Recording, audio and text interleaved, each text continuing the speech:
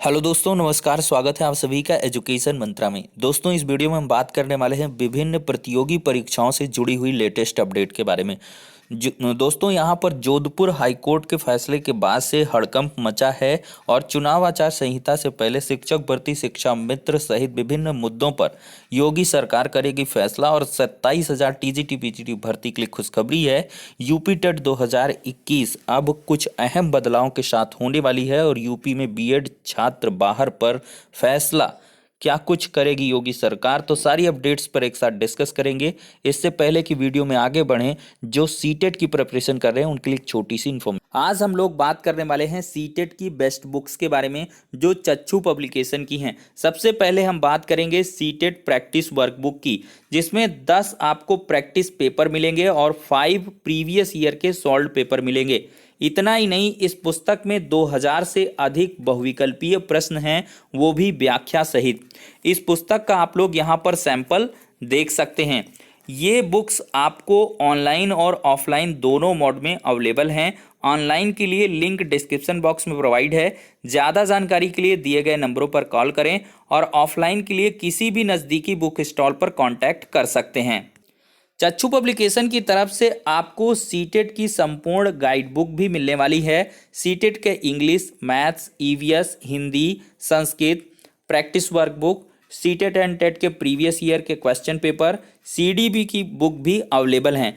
तो देर किस बात की, चच्चू पब्लिकेशन की बेस्ट बुक के साथ अपनी प्रिपरेशन को बूस्ट। तो दोस्तों, यहाँ पर सबसे पहले हम बात करने वाले हैं सबसे अहम और प्रचंड मुद्दे के बारे में, जो है बीएड को प्राथमिक भर्ती से बाहर करना।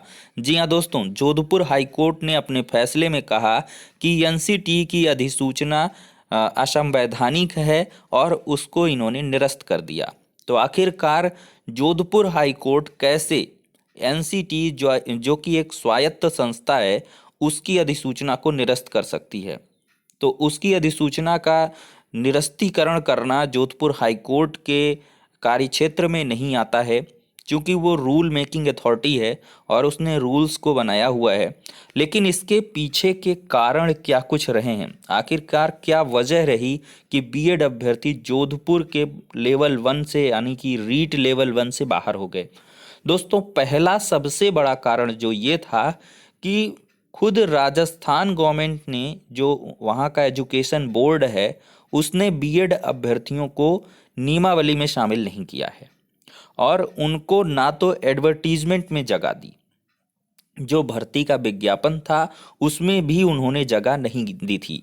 मतलब राज्य सरकार पूरी तरीके से जो बीएड अभ्यर्थी हैं उनके खिलाफ थी शुरुआत से ही।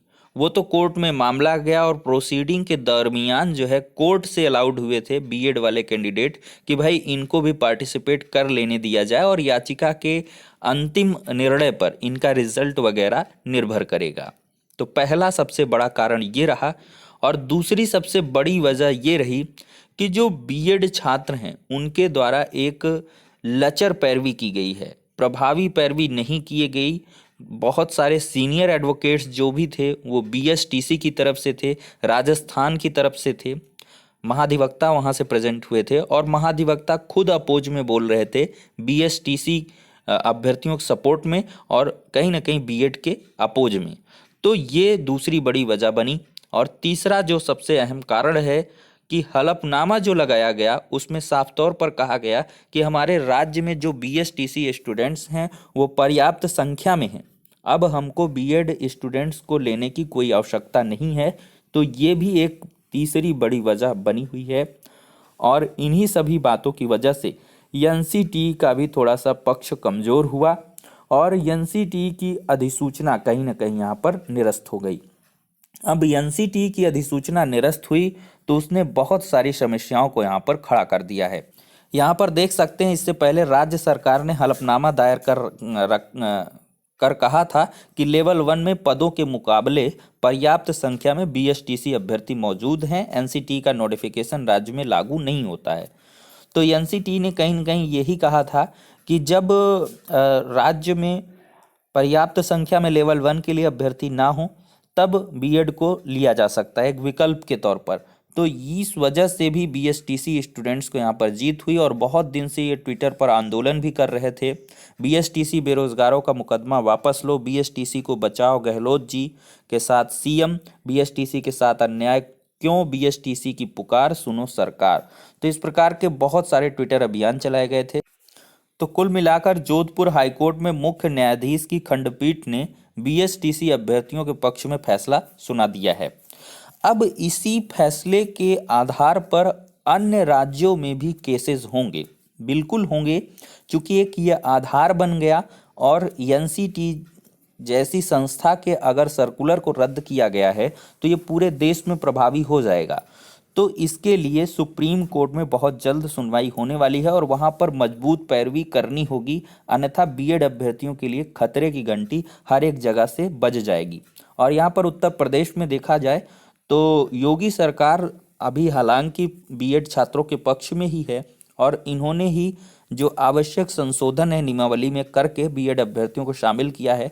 उत्तर प्रदेश में तो सरकार खुद ही एडवर्टीजमेंट में रखी हुई है, नियमावली में रखी हुई है और साथ ही साथ एनसीटी की गाइडलाइंस वगैरह में है, तो यहाँ उतनी ज़्यादा प्रॉब्लम नहीं है। लेकिन अब जो डीएलएड के छात्र हैं वो पहले से ही बीएड बनाम बीटीसी कर रहे थे तो वो और सक्रिय हो चुके हैं और जल्द ही उनके द्वारा यहाँ पर जोधपुर हाईकोर्ट का जो ऑर्डर है उसको बेस बना के एक नई याचिका फाइल की जाएगी, जिससे कि यहाँ भी आगामी जो प्राथमिक शिक्षक भर्ती हैं वहाँ से बीएड अभ्यर्थियों को बाहर करवाया जा सके।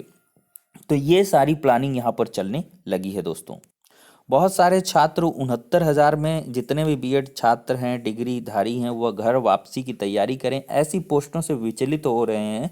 तो आपको परेशान होने की आवश्यकता नहीं है। 69,000 शिक्षक भर्ती का प्रक्रिया पूरी तरीके से पूर्ण हो चुका है। सुप्रीम कोर्ट के आदेश के अनुसार ही ये भर्ती पूर्ण हुई, तो ऐसे स्टूडेंट्स को कोई ऐसी प्रॉब्लम नहीं होने वाली है। फिर भी अगर ऐसा कोई मामला, कोई याचिका वगैरह होती है तो आप मजबूती से पक्ष रखें और साथ ही साथ जो न्यू कमर्स हैं बीएड वाले वो भी अपना पक्ष रख सकते हैं।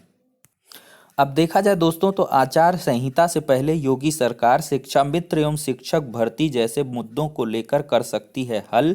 15 दिसंबर से लागू हो सकती है चुनाव आचार संहिता। ये अपने अलग अलग जो है समाचार पत्रों के माध्यम से जो कयास हैं वो लगाए जा रहे हैं। आने वाले 50 दिन में योगी सरकार किसानों, छात्रों, मध्यम वर्ग, कार्यकर्ताओं से सीधे संवाद करेगी। इसका जो रोड मैप है वो तैयार हो चुका है, जिसमें पीएम मोदी भी हिस्सा लेंगे। सीएम योगी भाजपा के रणनीति कार्य में भी इन वर्गों के मनों का भाव समझने के लिए मौजूद रहेंगे। यहीं से निकले निष्कर्ष के आधार पर भाजपा अपनी चुनाव रणनीति को अंतिम रूप देगी। तो यहाँ पर यूपी सरकार काशी विश्वनाथ कॉरिडोर के लोकार्पण, भर्तियों, नियुक्ति पत्र वितरण सभी कार्य को पूरा करेंगी। सूत्रों से मिली जानकारी के अनुसार चुनाव आयोग 15 दिसंबर से यूपी समेत 5 राज्यों में चुनाव आचार संहिता लागू कर सकती है। इसे देखते हुए 6 बड़े प्रोजेक्ट्स की डेडलाइन तय कर ली गई है। यहाँ पर दैनिक भास्कर ने भी अपडेट किया था कि भर्ती संबंधी नोटिफिकेशन, बटेंगे नियुक्ति पत्र। योगी सरकार आने वाले दिनों में चल रही सभी शिक्षक भर्ती, दरोगा भर्ती, अनुदेशक, शिक्षा मित्र संबंधी मामलों को हल करेगी। इसके अलावा नियुक्ति पत्र वितरण पर भी कार्य किया जाएगा। छात्रों के लिए लैपटॉप वितरण करेगी। इसके अलावा अन्य चल रहे धरना प्रदर्शन मांगों को लेकर भी आश्वासन देगी। यूपी सरकार से सूत्रों के अनुसार अघोषित तौर पर डेडलाइन 10 जनवरी तय है। इसी अवधि में सरकार अपना बचा हुआ कार्य और चुनावी तैयारियों को पूरा करने वाली है। अब दोस्तों यहाँ पर हम बात करने वाले हैं दूसरी अपडेट के बारे में, जो संबंधित है 27,000 टीजीटी पीजीटी नई भर्ती से। यहाँ पर दोस्तों आदरणीय अध्यक्ष महोदय माध्यमिक शिक्षा सेवा चयन बोर्ड एलनगंज को कल की डेट में ज्ञापन सौंपा गया था। पहला ही मुद्दा रखा गया था कि माननीय मुख्यमंत्री जी ने विभिन्न सभाओं में टीजीटी के 27,000 नए पदों पर विज्ञापन की चर्चा की थी। तो चयन बोर्ड द्वारा अतिशीघ्र नया विज्ञापन जारी कर देना चाहिए जो प्रतियोगी छात्रों के हित में है। तो यहाँ पर दोस्तों देख सकते हैं शिक्षक भर्ती में अधियाचन के लिए जल्द पोर्टल खोलने का आश्वासन दिया गया है। प्रतियोगी मोर्चा के 5 सदस्यीय प्रतिनिधि मंडल ने बृहस्पतिवार को माध्यमिक शिक्षा सेवा चयन बोर्ड के उप सचिव से मिलकर वार्ता की। प्रतियोगी मोर्चा का दावा है कि टीजीटी पीजीटी के 27,000 पदों की जल्द भर्ती विज्ञापन जारी की मांग पर उप सचिव ने आश्वासन दिया है कि चयन बोर्ड इस मुद्दे को लेकर गंभीर है। नए अधियाचन के लिए बहुत जल्द पोर्टल खोला जाएगा ताकि जल्द से जल्द विज्ञापन जारी किया जा सके। प्रतियोगी प्रतियोगी मोर्चा के अध्यक्ष विकी खान ने बताया कि विज्ञापन वर्ष 16 व 21 की प्रतीक्षा सूची में चयनित अभ्यर्थियों के बारे में उप सचिव ने बताया कि चयन बोर्ड की बैठक में निर्णय किया जाएगा। दोस्तों, यूपी टेट में इस बार बहुत बड़े बदलाव हो रहे हैं। परीक्षा केंद्र में अभ्यर्थियों के इलेक्ट्रॉनिक उपकरण ले जाने पर रोक रहेगी। केंद्र व्यवस्थापक स्टैटिक मजिस्ट्रेट ही ले जा सकते हैं बिना कैमरे का कीपैड वाला मोबाइल। और पहली बार लाइव सीसीटीवी के माध्यम से परीक्षा केंद्र पर नजर रखी जाएगी और प्रवेश पत्र के साथ प्रमाण पत्र भी मिलेगा। परीक्षा केंद्र पर प्रवेश पत्र के साथ अपने ऑनलाइन आवेदन में अंकित फोटो युक्त पहचान पत्र की मूल प्रति के साथ प्रशिक्षण योग्यता का मूल प्रमाण पत्र अथवा किसी सेमेस्टर के निर्गत अंक पत्र की मूल प्रति अथवा संबंधित प्रशिक्षण संस्था के प्राचार्य सक्षम अधिकारी द्वारा इंटरनेट से प्राप्त अंक पत्र की प्रमाणित प्रति लाना जरूरी है। जिन अभ्यर्थियों के पास वैध प्रवेश पत्र, फोटो पहचान पत्र की मूल प्रति और उल्लिखित प्रमाण पत्र नहीं होगा, उसे परीक्षा केंद्र में प्रवेश की अनुमति नहीं होगी। अभ्यर्थी प्रवेश पर दिए गए महत्वपूर्ण निर्देश को जरूर पढ़ लें, तभी परीक्षा में सम्मिलित हों। तो दोस्तों, ये सारे चेंजेस हैं, इनको आपको ध्यान में रखना है। तो फिलहाल के लिए दोस्तों इस वीडियो में इतना ही। नेक्स्ट वीडियो में मिलते हैं।